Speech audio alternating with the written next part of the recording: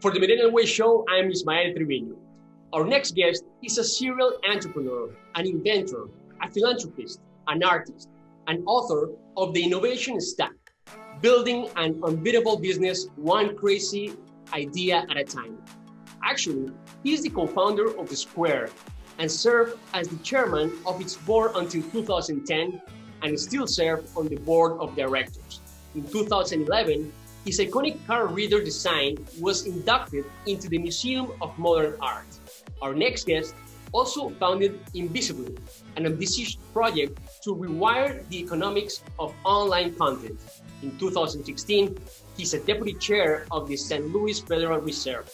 It's a pleasure and an honor to have Jim Kelvey on our show today. Jim, thank you very much for being on the Millennial Way Show. Thank you, Ismael. It's a pleasure and an honor. Jim, before we go and before we dive deep into your book, I would like to know, where are you right now and how can you define your experience during this month of pandemic?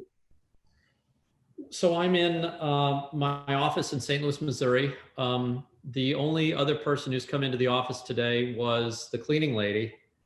Her name is Felicia, and her son just died of COVID. So it's a pretty sad day here. And you know, the US is having a lot of problems with this pandemic, largely because I think people have stopped communicating about what, what science is. And yeah, it's been kind of a rough week for me. Yeah, I'm in my office in St. Louis, Missouri. Wow, my condolences for your team, for what happened. And of course, this is a serious situation that not everybody is thinking actually that serious. So we really send you a message of support. And let's moving on, Jim, a little bit about, the reason of today's interview and having such opportunity to have you today with our audience, not only in the US, but in Latin America and all the different countries in the region that are watching you right now. I would like to go a little bit into your story before your book. How a glassblower and a massage registered therapist, I'm talking about Jack Dorsey, CEO of Twitter, came up with the idea of a Square and built an empire of 2-3 people at the very beginning to more than 3,000 people worldwide, which is Square today.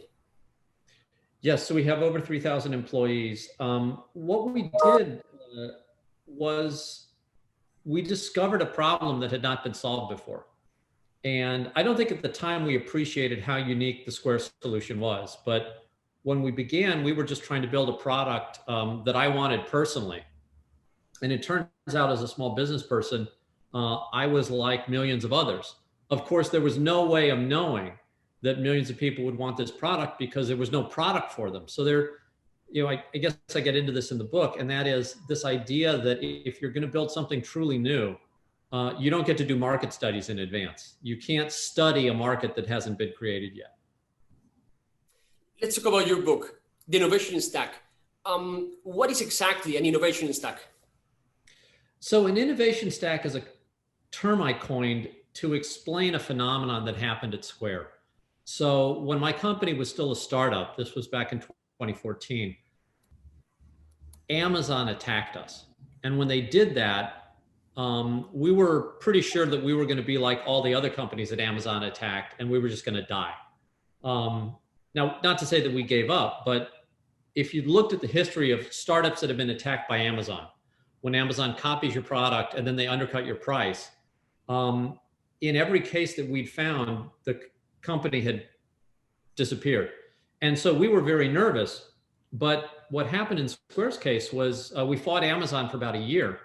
And then Amazon gave up. Amazon got out of the business. As a matter of fact, when they got out of the business, they mailed one of our little Square readers here. I have one on me. Usually carry one. Yeah. But they mailed one of these little guys to all of their soon-to-be former customers. And what happened was so amazing that I had to answer the question, why? Because I wasn't willing to just say, oh, we got lucky, or that we did anything, because we actually didn't do anything differently. Like, we didn't have some strategy that used against Amazon. We basically ignored them and just kept doing what we'd always been doing. We didn't match their price. We didn't vary really at all. And so to beat Amazon this way, I thought, well, there must be something else at work. So that set me on a 2-year quest to study other companies that, throughout history have had similar situations, i.e. startups that had been attacked by much bigger companies and had survived. And what I found was that this has actually happened fairly frequently throughout history. And that when it happens, there's this thing called an innovation stack, which is at the core of these companies. And the way one builds an innovation stack is, I think, fundamentally different from the way most companies work. And so when I saw this, I got very excited. And then I got a little nervous because most of my research had been through history. So I've been doing a lot of, reading of old manuscripts, and I studied companies, hundreds of years back. And most of the people that I was studying have long since died. And when I was writing the book, there were 2 people who were still alive, the founder of IKEA and the founder of Southwest Airlines. Kamprad, who founded IKEA, died as I was writing the book, but Herb Kelleher was still alive. So I went down and I met with Herb, who in my world is a legend. I mean, he ran the most successful company in the United States for a solid decade. Southwest Airlines, for basically the time I was right out of college, was the premier, not just the premier airline, but it was the premier company in the United States as far as, the appreciation of its stock price. And so I went to Herb with all my research and I said, Herb, I think what happened to us at Square is the same thing that happened to you at Southwest Airlines. Do you see the parallels? And so Herb basically looked at my research and he got very excited. He said, well, you've got to share this. He's like, you can't just sit on this thing you've got. How are you going to share it with the world? And my response was the book. So in short, an innovation stack is this thing that gets created when you're not copying and when you can't copy. And it's how you solve a problem if you don't have somebody who solved it before you. Fascinating. Jim, in that same order of ideas, how Square, while still a startup, as you mentioned, you guys beat Amazon, but what other companies can learn from it? Well, it's a very fundamental thing, and I talk about this a lot in the book. It's sort of the central idea of the book. And here, I'll save you guys a bunch of reading. The thing we are best equipped to do as humans is copy. Our DNA works that way. Our schools work that way. Our families work that way. Our companies work that way. We are very, very good when we have a model that works and we need to replicate it. We are actually very uncomfortable if we can't copy something. And yet, most human progress is made by people who don't get to copy the thing that they're doing. Once you've figured it out, the rest of us can copy it. But if you're going to be the person who figures it out, then a completely different set of rules apply. And I was surprised so I only speak English. My wife fortunately speaks 6 languages, but I'm sort of stuck with English, right? And when I went to write this book, knowing only English, I wanted to find a word to describe a business, but a business that wasn't copying. And it turns out there is no word in English for that. The word entrepreneur used to mean that, but today we use entrepreneur interchangeably with a business person. So if I start a coffee company, I'm an entrepreneur. I start an airline, I'm an entrepreneur. I start an accounting firm, I'm an entrepreneur. But that doesn't differentiate the entrepreneur from the business person because they're interchangeable. Turns out, however, that the reason we have the word entrepreneur, which is, by the way, a terrible word. I mean, it's really long, it's hard to spell. It's terrible, terrible word. But the reason we needed this terrible word is that 100 years ago, the economist Joseph Schumpeter was trying to explain this different type of behavior that entrepreneurs exhibited, and he needed a word to describe them. So that's how we got the word. But then unfortunately, through just sort of misuse, we've lost it. And I guess this is sort of the reason I wrote the book, is because, look, I wanted to discuss what it's like to do things differently. But when I actually tried to do that honestly, I didn't even have the language to do it. Like I have, if you read the book, like I start the first chapter and I say, look, we need to resurrect the ancient use of this word, because like without its historical definition, I can't even finish this writing. So it's this thing that we never talk about, not because I don't think it's important, but because it's so foreign to us that we've lost the ability to talk about it, at least in English. I mean, you probably speak other languages, and hopefully you have a word to differentiate. I know they do in Sweden, but where I've come from, businessmen and entrepreneurs are the same thing. Yeah, well, actually, in Spanish it's different, and we have the emprendedor, very different, which is entrepreneur, and empresario, which is different for the businessman. But yeah, that's correct. We separate the word, and it's very interesting what you're saying, Jim, because you mentioned copying, and in the entrepreneurial world, that's another topic that I understand is also in your book, that it says that why copying is a great place to start, but won't help you achieve transformational change. Yes. So this is one of the central themes of the book. And that is, look, I'm not saying that copying is bad. As a matter of fact, I mean, I'm in my office right now and I'm looking around, and like everything in this room is a copy of something else. I mean, even the trees that made my desk and the chair that I'm sitting in and me, like I'm a copy of my parents, you know. Literally everything in my environment here is not original. Everything I'm sitting on a chair. There have been chairs for millions of years. You know, there's a wall, humans have put up walls. There's nothing original about this wall or the paint or the way it's constructed. It's just, we figured out how to put up a wall, and the guy who figured out how to put up the wall had a lot of people copy him. And so now we have walls. So copying is a great way to solve a problem that's already been solved. And in your life, most of the things that you will find are problems that others have solved. So you go out to YouTube, or you take a course, or you go to school, or you can somehow learn how to do that. Great. But what if we forget all the solved problems and only look at the world of problems that have not been solved? And then what are your tools? And the answer is, unfortunately, you don't know how to behave in that world. You don't know when to do what. And I made so many mistakes for so many years applying the tools of business to the world of entrepreneurs. In other words, I would do the things that my friends were doing who were running successful businesses. And I would take those same tools and I would apply them to my circumstances, and they wouldn't work. Or sometimes even worse, I'd take things that worked in the entrepreneurial world and I would bring them back into businesses that I owned, and I'd blow them up too. So it's really funny because it's almost like two sets of rules, and one set we've never discussed. So that's what my book's about. And you also mentioned something about the difference between an entrepreneur and entrepreneurial skills. Mentioned that entrepreneurs are at some point kind of rare, but entrepreneurial skills sets are not. Can you elaborate a little bit on that? So this is a very good point. I'm glad you mentioned that.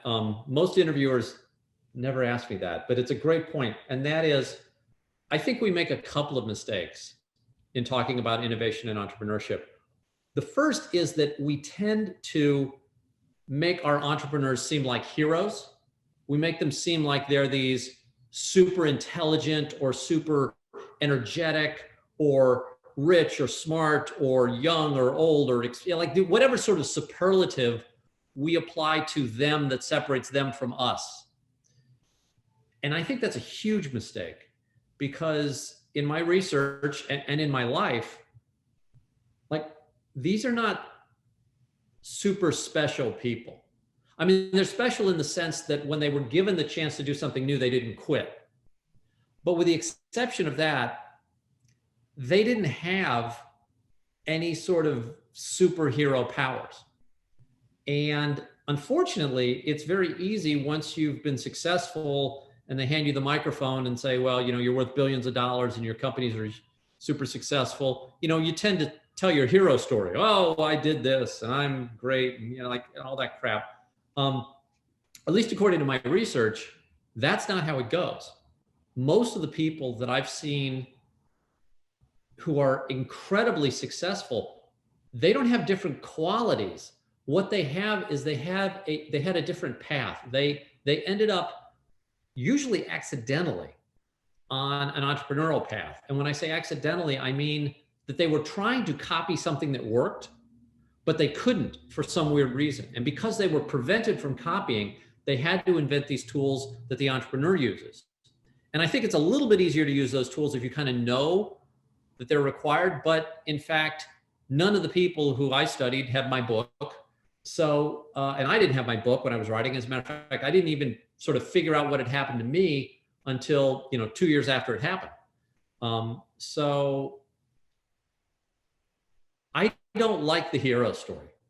And I don't like the idea that, we put these people on pedestals. I would much rather tell the average person, look, if you're sort of a normally wired human, deep down in your behavior set is this instinct to survive. And when your survival instinct kicks in, that's actually very similar to the behavior you will need when you're building new things and innovating. And when you're talking about these survival skills, it comes to my mind concepts like, for example, I don't know, discipline, commitment, patience, work hard, work smart. And I know also that you can talk a little bit about how commitment can be a great substitute for qualification, because I think in one of your interviews, the story about a 74-year-old person that studied for free in your company Launch Code. Yeah, is working in MasterCard. How is that?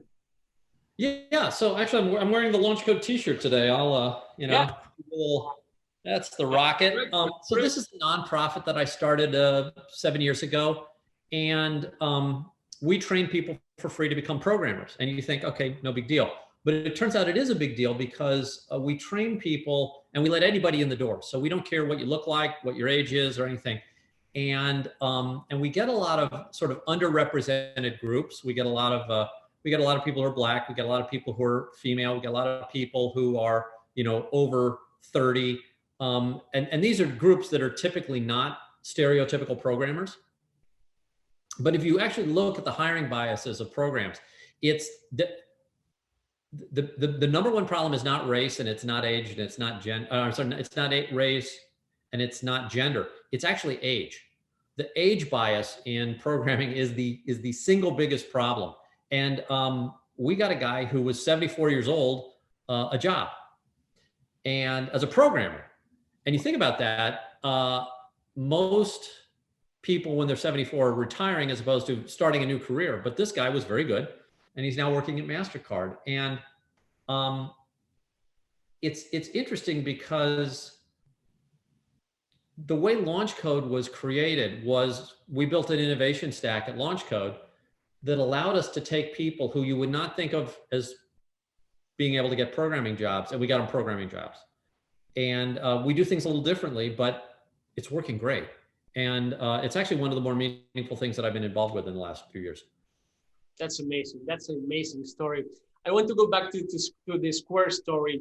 And I would like to ask you, Jim, why sacrificing functionality in favor of beauty and simplicity help Square build trust and reach a mass audience? Oh, yeah. So you're talking about sacrificing functionality. So I'm going to grab a credit card here so I can... well, actually, I'm not going to grab a credit card here because last time I did it, I showed my credit card to 1 million people. That was probably not too smart. So I'm going to use my New York Metro card here. Yeah, it's better. In Manhattan. Okay, so the original Square reader, which I was the guy that designed this, And you'll notice it's very narrow. And if it's reading a mag stripe, so this black thing here is a mag stripe, and you swipe it through like that. But because the reader is narrow, the card tends to wobble. And when it wobbles, it screws up the read. And there's nothing you can do about that. And I knew this when I was building the thing. And I actually built two versions. I built this one, which is one we shipped. And I built one that was about 2.5 times as long. And the 2.5 times as long one, there was no wobble. The card went through very smoothly. But we never shipped that one because it turns out the big one was boring. Like people would see it and they would think, oh, you just read a credit card. But if I would read their credit card with something that was this small, which was the smallest credit card reader in the world, they got really interested. They stopped what they were doing and just for a second paid attention. And during that time, we had the ability to get people to notice that there was this new thing called Square and that maybe it was something that they'd like to use. And it's funny, one of the problems I discuss in the book, and a problem that you would not think is as prevalent as it is, unless you've invented something that's new, it is amazingly difficult to get the world to notice that something is different. Almost in every case, people will see something different and they will immediately sort of distort it into something they already understand and then stop paying attention. You know, so literally if I invented a flying car, okay, and I was going down the street and then all of a sudden I just elevated 10 feet, went over some traffic and went back down. Like if I drove that around the streets for a month, half the people who saw the flying car would not notice it. They just like, it's amazing to see how people fail to notice things that are new. And one of the great tricks to get them to notice is to do something to shock them out of their, normal behavior. And the reason you don't notice the flying car is because you're not looking for a flying car. You're listening to your music, or you're talking to somebody, or you're driving, or you're, hungry, or you're cold, or your foot itches, or, like there's some other thing that your attention's on. And there's a flying car that drives right by you and nobody sees it. So by making the Square reader smaller than it needed to be, we got people's attention, and therefore we could tell them about our new company. Wow, that's amazing. That's amazing. Jim, I also understand that I don't know how close you were to Steve Jobs, but I know that you met him and you had the opportunity to know him. What can you tell us a little bit about how you can define the Steve Jobs that you met or that you knew? So it was funny because one of the things we were doing, we were connecting our Square reader not through the dock connector, but through the microphone port. So it plugged in there. And this was a total violation of everything that Apple wanted to do with the iPhones. Remember, this was the iPhone 2. This was back, Steve Jobs was still really in charge of the company, although he was very ill. And we were really sort of violating his device and the rules. And the result of this was we were afraid that Apple was going to kick us out of the ecosystem. And if Apple kicked us out, we were dead. Like if Apple banned us from the iTunes store or anything, like Square wouldn't be here today.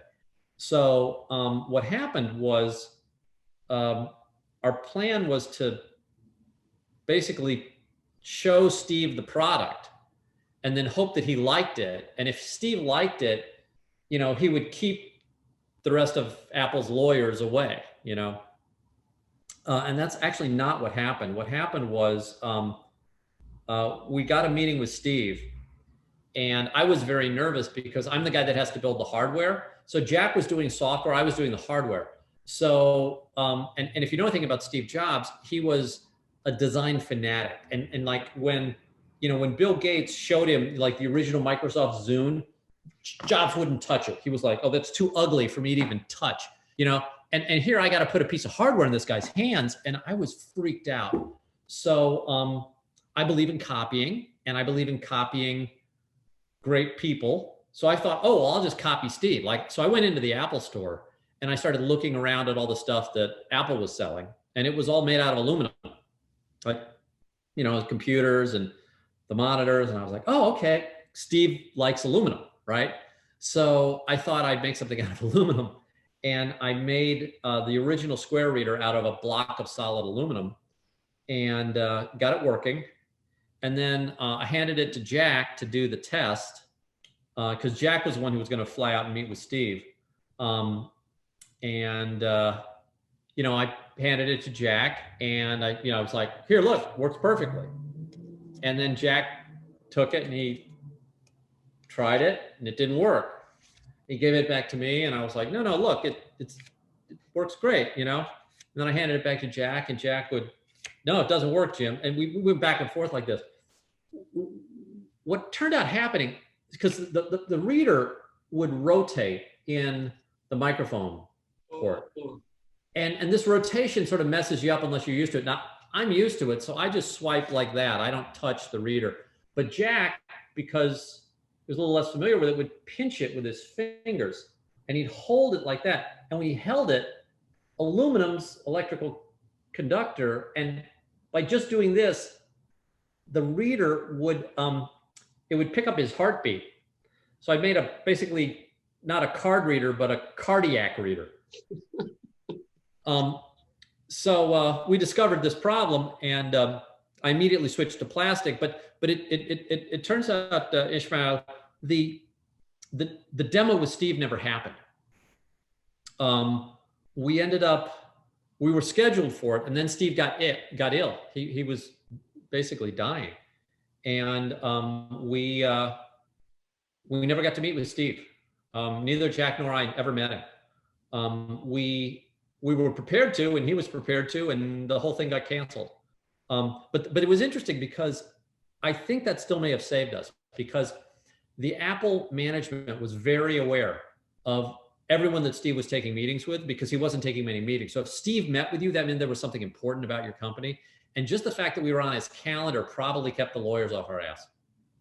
Wow. Well, actually, there's a clear example of the innovation stack, that you found that aluminum was, like another problem to solve, and through the whole chain. Jim, also you talk about the concept of disruption, and why it's time to disrupt disruption. Yes. So, like, if I'm going to spend an hour or 5 hours reading a book, first of all, I don't want to hear anything that I've already heard. And better if I've heard something that I kind of believe debunked. In other words, if you show me a belief that I have and you can tell me why it's wrong, I think that's really valuable. And I believe one of the more commonly held beliefs, at least in Silicon Valley, is that startups should be disruptive, that companies who are really going to be successful have to destroy other industries. It turns out that is not the results of my research. When I researched these companies who built multi-billion-dollar empires, in some cases trillion-dollar empires, at the core of each one of them was an innovation stack, but the growth didn't come at the expense of competitors. It came from the creation of a completely new market. So and actually collected statistics on this, because you say, okay, well, this is anecdotal, but it turns out that in Square's case, we didn't actually cause any other companies to go out of business. Maybe a couple of the worst ones, but we made the entire industry grow. And, PayPal, which has largely been around since Square, like, we didn't put PayPal out of business. We didn't disrupt PayPal. PayPal's 10 times the size they were when we started. What we've done is we've essentially created a whole new industry. What Southwest Airlines did was not put the other carriers out of business. What they did was they grew the number of people who were traveling on airlines. Before Southwest, only rich people and business people were flying. And after Southwest, normal people could take airplane rides. And I saw this again and again, and I thought, well, wait a second, we so worship disruption in Silicon Valley, and it's really the wrong thing to be looking at for two reasons. One, it's kind of a waste of time. Like, if you think disrupting something is a way to create value, no, you can actually disrupt something and create no value. And I'd use what's happening to newspapers and journalism right now. Like, we're destroying journalism through a broken ad model. But it's not like that's creating value somewhere else. We're just becoming collectively stupider as a population. Or perhaps I should say less informed. But the second problem, and this is probably a bigger problem, is if you're looking at something to disrupt, you will spend too much time with your eyes pointed backwards. Like, if I want to disrupt something, well, I say, well, what am I going to disrupt? And I look at the thing that I'm trying to disrupt, and I spend time getting energy and ideas, because humans are copying machines, and I start to think like the people I'm disrupting, and I start to behave like the people I'm disrupting, and that's the wrong place to look. Like, if you're doing innovation, if you're doing something new, you don't want to look at anybody. And this is actually another interesting fact. The people who start these innovative companies, the ones that literally create new markets, none of them have expertise in the area where they're disrupting. So, I mean, I was a glass blower. I've got a degree in economics and I've got a degree in computer engineering. Okay. I don't have any finance background. I don't know anything about payments. I don't know anything about banking. But I started Square. Jack was a massage therapist and a computer programmer. Okay. He didn't know anything about credit cards. Like, he had one, but like, it wasn't as if we brought any industry expertise into the world. And again, this is a 100% true pattern. Like, all the companies that I studied, their entrepreneurs were not experienced in the world that they were transacting in. And you think about that, and it's like, wow, why would a total lack of expertise be an advantage? Because if it was even neutral, you'd see some instance of expertise, but there was zero instance of expertise. And I think the reason for that is, if you're an expert, you are so steeped in the ways these problems have traditionally been solved, you can't even think that there's another solution. And a lot of the stuff we did at Square flat out was illegal. Like, in the beginning, like, we broke some laws, and we did a lot of stuff that they just said, well, you can't do that, you can't do that. But it wasn't, of course we could do it. We just had to get the laws changed, or we had to get, somebody to approve something. But I think if we'd been too in the business, we wouldn't have had that advantage. And this is one of those things where I say, look, if you want to copy, become an expert. Okay. If you want to innovate, just go. That's amazing. That's amazing. Jim, last question before we let you go, and we really, really appreciate your time. What would be your best advice for the new generations of entrepreneurs that are watching you right now, that might help them to succeed, besides reading your book? Well, okay. So understand that there is going to be a line, and that you live almost your entire life on one side of that line. And that line is the difference. It's where new things happen. And the rest of your life you spend copying, okay? For good reason. We copy for good reason. But a couple of times in your life, you are going to find yourself on that line. It's not going to happen every week. It's probably not going to happen every year. It'll be a few times in your life. You will find yourself, for whatever reason, up against the edge of what humanity has solved. Okay, you just can't go to YouTube and figure it out, right? You can't call up an expert and have your problem go away. And at that moment, you will be faced with this decision, which is, do you choose to step across that line into a world where you don't know what's going to happen, and you don't know what the solutions look like? You don't know if there's a solution that's even possible. But if you succeed, the rewards will be tremendous and the impact will be tremendous. Or do you step back and say, no, I'm not going to do that? And the reason I wrote the book is because I have a friend who, every time I think of her, I get a little bit choked up, because she's so brilliant, and she's so, I mean,